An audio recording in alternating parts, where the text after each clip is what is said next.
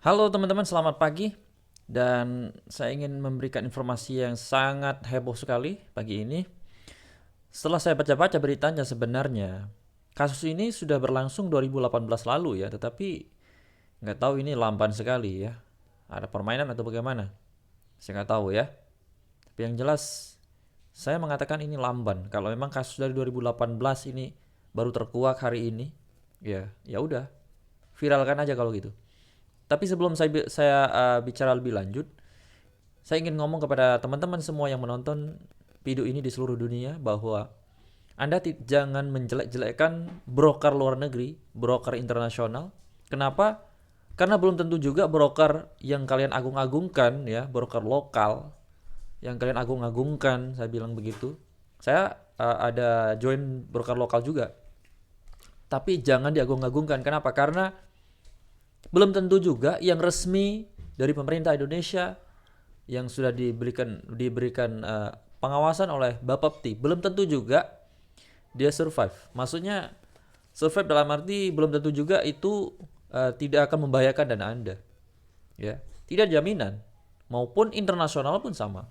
Ya, dan broker internasional itu juga ada legalitas di negaranya, dan negara di dunia seperti Inggris, Amerika, dia juga punya apa namanya itu badan, sebuah institusi atau lembaga yang memberikan regulasi gitu ya, regulasi seperti itu, bahwa betul terregulasi dan si broker tersebut tanam duit di situ ya. Sebagai syarat untuk diberikan regulasi biasanya dia tanam duit di situ. Lo jadi broker, jaminannya apa gitu? Duit lo sini. Kata kasarnya seperti itu. Begitupun dengan broker Indonesia, broker lokal Indonesia, dia harus tanam duit gitu sebagai jaminan, sebagai garansi bahwa kalau ada apa-apa nanti lo kabur, scam, bangkrut dan sebagainya, ya kalau beneran benar nasabah tersebut dirugikan, ya maka jaminan tersebut akan dipakai untuk mengganti rugi dari kerugian nasabah. Ya seperti itu. Nah, jadi ini ya kita stop lah untuk apa istilahnya itu, kalau misalnya ada orang kita yang menggunakan broker internasional, ya jangan menjudge bahwa itu jelek brokernya. Bukan berarti broker luar itu jelek loh. Ya. Saya tidak membela di sini, tapi saya cuma ingin mengkritisi bahwa orang-orang tertentu yang tidak suka dengan broker internasional, broker luar yang kita pakai. Ada plus minusnya, guys. Plus minusnya apa? Ya kalau ada masalah-masalah seperti ini, ya kita bisa tindak lebih lanjut gitu. Kita kalau masih di ruang lingkup Indonesia, kita masih bisa datengin perusahaannya, kita tahu yang punya si broker itu gampangnya, dan kita punya payung hukum di Indonesia. Itu kalau di broker lokal. Tapi kalau broker luar nggak ada, guys. Ya, walaupun ada, emang bisa gitu pulang pergi tiket pesawatnya berapa gitu, ke luar negeri misalnya ke Inggris atau ke US atau ke Rusia, kan itu apa namanya mahal gitu loh. Jadi gimana, ada plus minusnya, dan kita kalau broker luar negeri kita bisa pakai lot kecil dan kita bisa menggunakan modal kecil gitu ya, dan kita bebas dari swap, kemudian tidak ada komisi gitu ya, hanya spread aja. Kelebihannya banyak sebenarnya broker luar negeri ini, tetapi ya itu banyak yang fraud, makanya hati-hati. Oke, hati-hati. Kalau di broker dalam negeri saya uh, bilang mahal, saya bilang aja mahal. Kenapa? Pertama saya harus bayar spread, komisinya gede, kemudian apa ya, ada swap juga. Nah tetapi ya it's okay lah. Cuman saya terus menyarankan kalau misalnya teman-teman punya modal gede, ya udah masukkan ke broker lokal, itu lebih safety. Kenapa? Karena bukan berarti kita mau menghilangkan apa istilahnya itu, bahwa broker yang sudah resmi itu tetap akan manipulasi, tidak juga. Bahkan yang lebih parah juga, yang tidak resmi itu lebih cepat, apa ya, lebih dekat arahnya untuk manipulasi seperti itu. Tapi ya lagi-lagi kalau memang otak dari si yang punya broker ini sudah ada otak-otak fonsi, otak-otak money game gitu ya, sudah fraud di otaknya, ya gimana? Lembaga apapun yang terhebat di dunia yang mau memberikan regulasi ya tetap aja kalau yang punya oke, kita tilep aja nih uang ya. Ditilep juga lah. Nah itu guys ya. Makanya penasehat pribadi investasi Anda itu penting gitu. Jangan sampai seluruh dana investasi Anda itu ditaruhkan di satu institusi atau instrumen keuangan gitu. Jangan sampai begitu. Ya giliran nggak begini kan collab, misalnya Anda misalnya di PT Rifan apa ini? PT Rifan Finansindo Berjangka. Ini kan broker lokal. Kalau Anda tanam duit seluruhnya di sini, investasi misalnya dananya misalnya 100 M ya. Anda punya dana 100 M. Terus ditaruh di sini semua, itu bodoh. Bodoh. Ya. Kita harus punya sumber-sumber lain gitu ya. Ya Anda taruh di broker luar juga nggak apa-apa gitu. Anda taruh di broker luar misalnya berapa M misalnya. Di broker lokal juga taruh ya. Ya nggak ada salah sih menurut saya. Ya, karena itu uang-uang Anda gitu. Ya. Kalau misalnya ada yang mengatakan bahwa broker lokal, broker luar negeri itu jangan taruh di situ. Nanti kalau ada apa-apa, ya memang iya. Saya udah bilang dari awal kan. Dari awal saya udah bilang, ya lu nggak bisa ke sana gitu. Walaupun bisa ke sana, ya susah juga. Ya susah arahnya ke sana. Apalagi di zaman COVID kayak begini, di zaman perang kayak begini kan, susah. Cuman ya hati-hati aja, itu aja. Jadi saya menyimpulkan bahwa broker lokal, broker internasional, broker resmi dan tidak resmi itu bukan menjadi patokan bahwa dana kita aman, ya. Memang benar, trading itu high risk high return. Yang yang dimaksudkan di situ sebenarnya high risk high return itu kita salah satunya ya, kita bisa kehilangan uang, kita juga bisa mendapatkan uang dalam jumlah cepat dan jumlah banyak. Itu salah satunya. Yang kedua ya memang ada indikasi penipuan dan sebagainya, itu memang benar gitu ya. Yang resmi maupun yang tidak resmi aja kalian lihat lah. Kalian lihat aja beritanya, yang lokal maupun yang internasional juga ada gitu. Nah, jadi kesimpulannya itu. Oke ya udah, tanpa banyak bacot lagi guys, kita lihat aja di sini dari kontan.co.id. Tidak patuhi prosedur Bapepti bekukan kegiatan usaha Rifan Finansindo Berjangka ya. Kemudian dari CNBC di sini ya credible banget gitu. Terungkap ini alasan Bapepti bekukan izin Rifan Finansindo. Ini menarik, jadi saya harus baca ya. Saya harus cari tahu di sini. Badan Pengawas Perdagangan Berjangka dan Komoditi Bapepti tengah menunjukkan taji, bukan robot trading atau binary option. Kali ini Bapepti membekukan pialang berjangka resmi. Wah, resmi guys. Makanya ini pelajaran buat kalian semua yang suka menjelek-jelekkan broker luar negeri ini. Ini lihat, broker lokal aja begini ya. Tetapi bukan berarti kita menjudge bahwa broker lokal itu jelek. Tidak.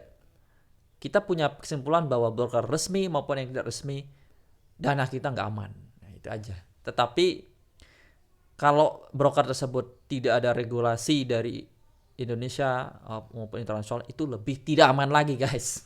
Lebih fraud lagi. Makanya penting juga resmi, itu penting juga.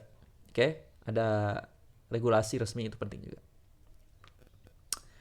Bapepti dalam keterangan resminya menyebut pembekuan usaha dilakukan karena Rifan Finansindo Berjangka tidak melakukan langkah-langkah perbaikan atas pengenaan sanksi administratif berupa peringatan tertulis bukan hanya sekali, namun peringatan tersebut sudah diterbitkan sebanyak 3 kali secara berturut-turut. Nah ini parah.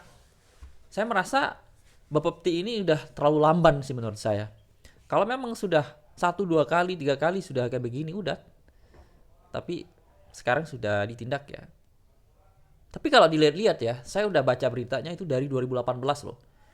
19, 20, 21, 22, udah 4 tahun loh ini. Mau tunggu berapa banyak korban gitu yang berjatuhan. Apalagi sekarang robot trading lagi, aduh parah. Kemudian Direktur Utama dan Direktur Kepatuhan tidak menjalankan tugas, fungsi dan kewenangan dalam hal memastikan kegiatan operasional PT Rifan Finansindo Berjangka sesuai dengan ketentuan peraturan perundang-undangan yang berlaku. PT Rifan Finansindo Berjangka juga tidak dapat mempertahankan reputasi bisnis dengan banyaknya jumlah pengaduan nasabah. Ya jelas-jelas lah kalau nasabah merasa dirugikan pasti pasti ya. Ini bukan masalah margin call, bukan masalah loss, rugi, profitnya mungkin. Tetapi saya melihat di sini ada indikasi yang lebih parah gitu ya. Ya, nanti kita lihat. Makanya jangan skip video ini ya. Nanti masih banyak ya. Selain kalau loss untung itu mungkin udah biasa, tetapi ini ada sesuatu yang luar biasa sepertinya. Nah, ini. Oke. Dengan dibekukan kegiatan PT Rifan Finansindo berjangka, maka Bapepti juga membekukan semua izin wakil pialang berjangka pada PT Rifan Finansindo. Jadi bukan dapat regulasi dari Bapepti aja, tetapi ada banyak sekali izin-izin lainnya gitu ya. Itu dibekukan juga. Iyalah, kalau bermasalah gini ngapain kasih izin. Nah, ini kantornya guys. PT Rifan Finansindo berjangka. Ini ada gedungnya kayak ruko-ruko gitu. Di Jakarta juga banyak, bukan hanya di ruko ya kalau di Jakarta ya. Bahkan di ini di kantor-kantor besar, di tower-tower besar juga banyak tuh perusahaan-perusahaan features berjangka. Tapi itu juga harus diawasin sebenarnya, jangan hanya PT Rifan Finansindo ini ya. Jangan hanya berantas robot trading. Itu harusnya diaudit dulu. Apa isinya diaudit ya? Benar nggak? Korsi kalau saya salah ya. Pokoknya ya yang saya mau tuh diperiksa aja lah gitu. Keuangannya gimana gitu. Pengaduan masyarakatnya gimana. Kalau masih aman-aman ya udah, it's okay. Tapi ya kalau ada pengaduan itu patut dicurigai juga ya. Jangan sampai berlindung di legalitas resminya itu, tetapi di dalamnya bermain. Itu hati-hati. Harus ini pengawas seperti Bapepti ini sebenarnya harusnya lebih proaktif gitu, memeriksa misalnya ada berapa ratus, ada nggak 100, nggak tahu, ada 60 kayaknya berjangka, trading berjangka yang resmi di Indonesia. Itu harus dicek satu-satu sebenarnya ya. Jangan-jangan ada bermain juga gitu. Perlu juga sebagai pengawas, benar nggak? Jadi concernnya bukan hanya di robot trading, bukan hanya di broker luar saja, tetapi yang dibenahi juga broker dalamnya. Buktinya ini, benar nggak? Nah, ini saya dapat capture ini.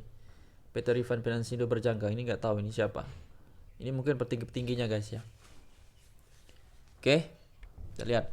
Nah, ini saya lihat ini CEO Rifan Finansindo berjangka, Teddy Prasetya. Saya lihat di internet kayak begini nih. Nah, ini lagi orasi nih guys. Dari dara.co.id, kawal kasus dugaan penipuan. Oke, ini kayak gini-gini nih. Pada demo nih guys. Ini kejadiannya udah lama sih ya. Ini saya sih 2018. Terkait dugaan penipuan nasabah oleh PT Rifan Finansindo GMBI Geruduk PN Bandung, Pegawai Negeri PN Bandung, Pengadilan Negeri ya. Kita selaku kuasa hukum dari penggugat meragukan kuasa hukum dari PT Rifan Finansindo berjangka. Soalnya selaku kuasa hukum seharusnya mengantongi surat kuasa dari situs legalitas pengacara PT Rifan. Oke. Oh, jadi yang ngaku-ngaku pengacara itu nggak pakai surat kuasa hukum, bego juga ya. Namanya pengacara harus ada surat kuasanya lah. Misalnya kita digugat atau selain digugat misalnya istilahnya itu di somasi gitu ya, disomasi ya, minta ini surat kuasanya jadi dari siapa gitu, jelas nggak gitu. Kalau nggak jelas berarti itu nggak jelas orangnya, bukan lawyer itu ya, bukan advokat. Lanjut, sidang hari ini hanya pelengkapan administrasi. Sidang yang akan diundur 2 minggu dari sekarang. Sementara puluhan massa LSM GMBI di luar pengadilan negeri kelas 1 Bandung melakukan unjuk rasa. Dalam orasi, massa minta agar pihak pengadilan beserta semua perangkat jangan sampai salah mengkaji dan memutus terhadap kasus dugaan penggelapan dan penipuan. Nah, ini guys. Ini kasus penggelapan dan penipuan. Saya lingkarin di situ ya. Penggelapan dan penipuan yang dilakukan oleh PT Rifan Finansindo berjangka. Oke. Jadi kalau si nasabah ini merasa tertipu atau sebagainya, ya udah, pasti dia akan ngelapor, pasti akan ini minta keadilan gitu. Kalau misalnya sebatas wajar misalnya loss atau apa segala macam sih nggak akan terlalu parah kayak gini. Tapi ini pasti ada sesuatu yang amazing gitu, yang besar. Mengaku rugi miliaran rupiah, belasan ex nasabah laporkan PT RFP Polda Riau. Oke. Ini merasa menjadi korban penipuan investasi berbentuk pialang berjangka sebanyak 15 orang mantan nasabah PT Rifan Finansido berjangka RFP Pekanbaru membuat laporan ke Direktorat Bareskrim dari Direktorat Reskrimum Polda Riau. Pelapor yang menjadi koordinator ex nasabah Ardian Syah Putra kepada wartawan mengatakan mereka mengalami kerugian dengan jumlah bervariasi dari ratusan juta rupiah hingga 1 miliar. Banyak ya, dari ratusan juta sampai miliaran. Oke, kayak gitu ya guys. Kasus robot trading triliunan mungkin ya. Oke, demikian video nggak jelas ini saya sampaikan. Sampai jumpa di video berikutnya.